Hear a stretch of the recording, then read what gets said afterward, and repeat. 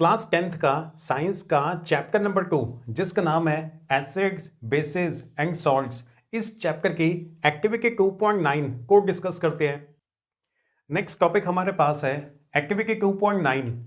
हमारी साइंस के बुक के अंदर जो एक्टिविटी 2.9 है उसे हमने डिस्कस करना है। चलो स्टार्ट करते हैं, फर्स्ट पॉइंट पे आते हैं। Take about 1 gram solid sodium chloride in a clean and dry test tube. देखो फर्स्ट पॉइंट में तो ये बोला जा रहा है कि आपने बहुत ही ज्यादा स्मॉल क्वांटिटी में लगभग सिर्फ 1 ग्राम आपने सोडियम क्लोराइड को लेना है एक क्लीन और ड्राई टेस्ट ट्यूब के अंदर। सेकंड पॉइंट पे आते हैं, add some concentrated sulphuric acid to the test tube. अब बस आपने जो सोडियम क्लोराइड लिया था ना उसके अंदर सल्फ्यूरिक एसिड को डालना है, कॉन्सेंट्रेटेड सल्फ्यूरिक एसिड को डालना है। देखो डायग्राम के अंदर ये जो हमारे भाई साहब है इनके पास ये वाली जो टेस्ट ट्यूब है इसके अंदर सोडियम क्लोराइड है, स्मॉल क्वांटिटी में यहां पे इन्होंने सोडियम क्लोराइड ले लिया और ये जो दूसरे भाई साहब है ये ऊपर से सल्फ्यूरिक एसिड को डाल रहे हैं। अब देखो यहां पे ना सल्फ्यूरिक एसिड जब सोडियम क्लोराइड के साथ रिएक्ट करती है तो रिएक्शन के अंदर ना हाइड्रोजन क्लोराइड गैस जनरेट होती है। इन दोनों को इसलिए मिक्स किया जा रहा है क्योंकि हम हाइड्रोजन क्लोराइड गैसियस फॉर्म के अंदर पैदा करना चाहते हैं। तो ये वाली जो टेस्ट ट्यूब है ना, इस टेस्ट ट्यूब के अंदर जब रिएक्शन स्टार्ट होगी तो हाइड्रोजन क्लोराइड गैस यहां पे जनरेट होनी स्टार्ट हो जाएगी। जो हाइड्रोजन क्लोराइड गैस है वैसे तो वो कलरलेस गैस होती है, लेकिन जब वो यहां से बाहर निकलेगी ना एक तो उसकी बहुत ही ज्यादा पंजेंट, सफोकेटिंग और इरिटेटिंग स्मेल होती है। तो ये जो भाई साहब हैं इनको पता चल जाएगा कि गैस जनरेट होनी स्टार्ट हो गई है क्योंकि उस गैस की बहुत ही ज्यादा पंजेंट, इरिटेटिंग और सफोकेटिंग स्मेल होती है। वैसे तो जो हाइड्रोजन क्लोराइड गैस जनरेट होगी वो कलरलेस होती है, लेकिन एटमॉस्फेयर के अंदर स्मॉल क्वांटिटी के अंदर वाटर वेपर्स प्रेजेंट होते हैं ना, तो उनके साथ कांटेक्ट में आने के बाद आपको हल्का सा व्हाइटिश फॉर्म के अंदर वो नजर भी आ सकती है। तो सोडियम क्लोराइड था स्टार्टिंग के अंदर, ऊपर से सल्फ्यूरिक एसिड डाला था, जो रिएक्शन होगी ना ये वाली रिएक्शन होगी यहां पे ना। स्टार्टिंग में हमारे पास क्या था, सोडियम क्लोराइड नमक था हमारे पास जो कि व्हाइट कलर का होता है, सॉलिड फॉर्म के अंदर होता है। उसके अंदर हमने क्या डाला था, कॉन्सेंट्रेटेड सल्फ्यूरिक एसिड को यूज करना है इस केस में।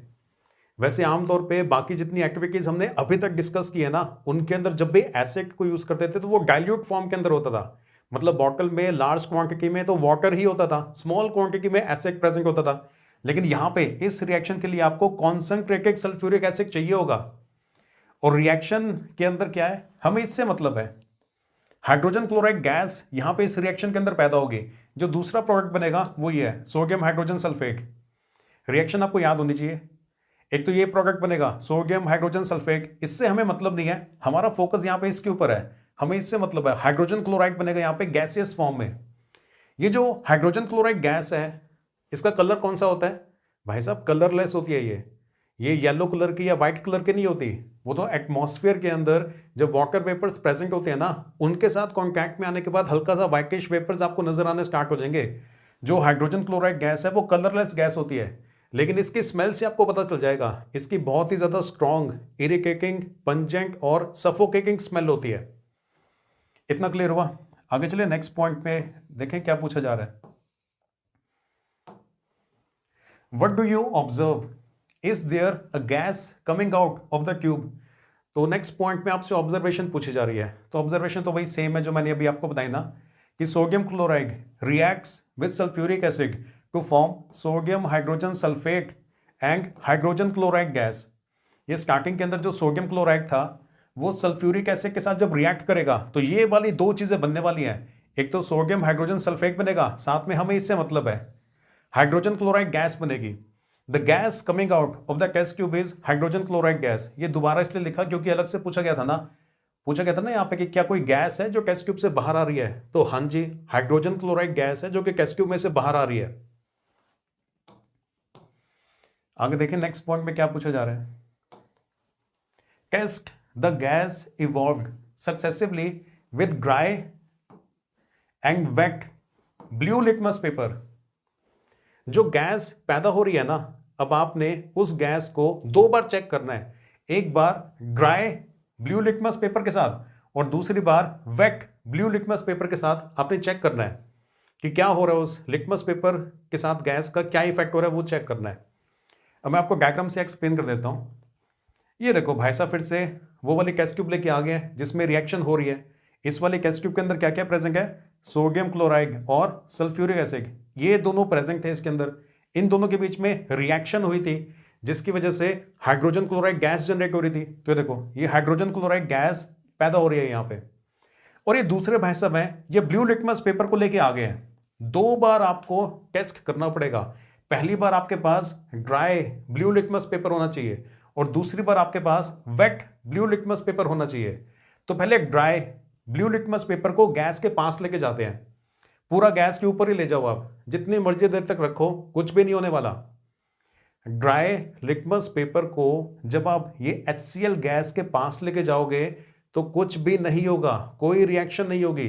ये जो ब्लू लिटमस पेपर है, ये ब्लू लिटमस पेपर था, ब्लू ही रहेगा, इसका कलर चेंज होके रेड नहीं होगा। सेकंड, जब आप इसको गीला करके वेट लिटमस पेपर को लेके जाओगे, वेट ब्लू लिटमस पेपर को जब आप HCl गैस के पास लेके जाओगे तब रिएक्शन होगी, तब कलर इसका ब्लू से चेंज होके रेड हो जाएगा। बात समझ आई आपको? जब आप ड्राई लिटमस पेपर को लेके जाओगे तो कुछ भी नहीं होगा, क्योंकि जो HCl गैस यहां पे पैदा हो रही है ना, उसके अंदर अभी H पॉजिटिव आयंस नहीं है। जो हाइड्रोजन क्लोराइड गैस है ना, जब वो वाटर के साथ कॉन्टैक्ट के अंदर आती है तब H पॉजिटिव आयंस जनरेट हो जाते होते हैं। और एसिड के अंदर जो उसका एसिडिक करैक्टर होता है वो H पॉजिटिव आयंस के होने की वजह से ही होता है। जब तक गैस ऐसे इवॉल्व हो रही है, जब तक वो वाटर मॉलिक्यूल्स के साथ कांटेक्ट में नहीं आती ना, तब तक वो डेंजरस नहीं है, क्योंकि तब तक उसके अंदर एसिडिक करैक्टर नहीं होता। जब आप वेट लिटमस पेपर को लेके जाते हो, वेट लिटमस पेपर को गीला किया हुआ है, मतलब उसमें वाटर मॉलिक्यूल्स हैं, तो ये जो HCl गैस है जब वो वाटर मॉलिक्यूल्स के साथ कांटेक्ट के अंदर आ जाती है तब H पॉजिटिव आयंस जनरेट हो जाते हैं। जो H पॉजिटिव आयंस है ना, उन्हीं की वजह से एसिडिक करैक्टर आता होता है। क्लियर हो गया आपको? दोबारा से बता दूं एक बार, सुपर इंपॉर्टेंट पॉइंट है। ये वाली एक्टिविटी आपको यही वाला पॉइंट सिखाने के लिए ही डिजाइन की गई है। आपके पास ब्लू लिटमस पेपर है, पहले आपके पास सूखा ब्लू लिटमस पेपर है, ड्राई ब्लू लिटमस पेपर है। उसको जब आप एसिड ये गैस के पास लेके जाओगे तो कुछ भी नहीं होगा, क्योंकि जो HCl गैस यहां पे पैदा हो रही है ना, अभी वो एसिडिक नहीं है। H पॉजिटिव आयंस अभी उसके अंदर नहीं है, तो वो एसिडिक नहीं है, कुछ भी नहीं होगा। जब वेट ब्लू लिटमस पेपर को लेके जाएंगे तब ब्लू लिटमस पेपर का कलर चेंज हो जाएगा, वो ब्लू से रेड में कन्वर्ट हो जाएगा। क्योंकि जो वाटर मॉलिक्यूल्स है ना, जब HCl गैस वाटर मॉलिक्यूल्स के साथ कॉन्टैक्ट के अंदर आती है तब H पॉजिटिव आयंस पैदा हो जाते हैं। जो H पॉजिटिव आयंस होते हैं उन्हीं की वजह से हाइड्रोक्लोरिक एसिड के अंदर एसिडिक करैक्टर आता होता है। क्लियर हुआ? तो आप अपनी ये सारी कहानी अब आप अपनी ऑब्जर्वेशन में ऐसे लिखोगे।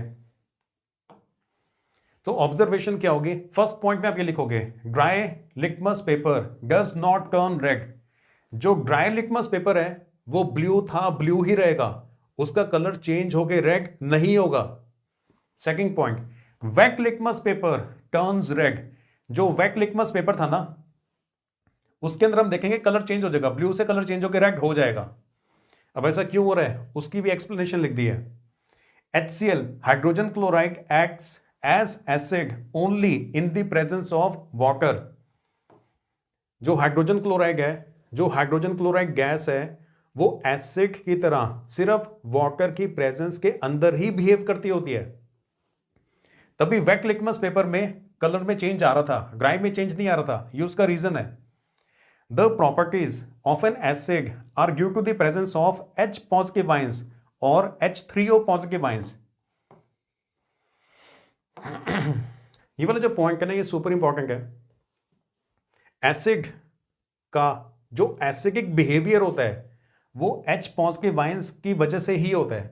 और जो H पॉजिटिव आयंस होते हैं ना, वो दूसरे वाटर मॉलिक्यूल्स के साथ कंबाइन होके H3O पॉजिटिव आयंस बना लेते हैं। तो जहां पर भी H पॉजिटिव आयंस होंगे वहां पर H3O पॉजिटिव आयंस भी होंगे। सिर्फ H पॉजिटिव आयंस लिखो तो भी ठीक है, H3O पॉजिटिव आयंस लिखो तो भी ठीक है। इसको आप बोलोगे हाइड्रोजन आयंस और इनको बोलोगे हाइड्रोनियम आयंस। ये H3O पॉजिटिव हाइड्रोनियम आयंस होते हैं। एसिड का जो एसिडिक बिहेवियर होता है वो इन आयंस के प्रेजेंट होने की वजह से ही होता है।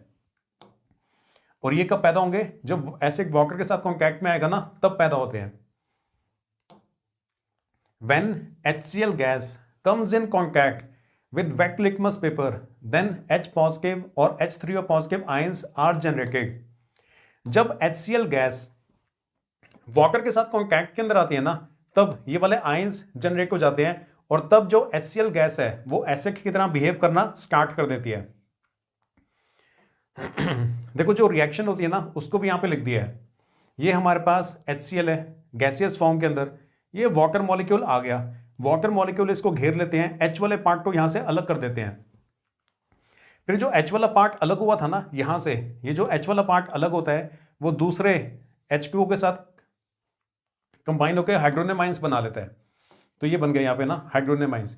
ये वाला जो पार्ट है ये हाइड्रोनियम आयंस बन जाते हैं, साथ में Cl नेगेटिव आयंस बनते हैं। क्लियर हो गया आपको? HCl गैस जब वाटर मॉलिक्यूल्स के साथ कॉन्टैक्ट के अंदर आती है तब ये H वाला पार्ट और Cl वाला पार्ट अलग हो जाता है, और ये जो H वाला पार्ट अलग हुआ है वो दूसरे वाटर मॉलिक्यूल के साथ कंबाइन होकर H3O पॉजिटिव मतलब हाइड्रोनियम आयंस बना लेता है। तो वाटर के प्रेजेंस के अंदर एसिडिक बिहेवियर शो होगा, वाटर की एब्सेंस के अंदर एसिडिक बिहेवियर नहीं होगा। अगर आप यहां तक पहुंचे गए हो तो प्लीज वीडियो को लाइक कर देना और चैनल को सब्सक्राइब कर लो।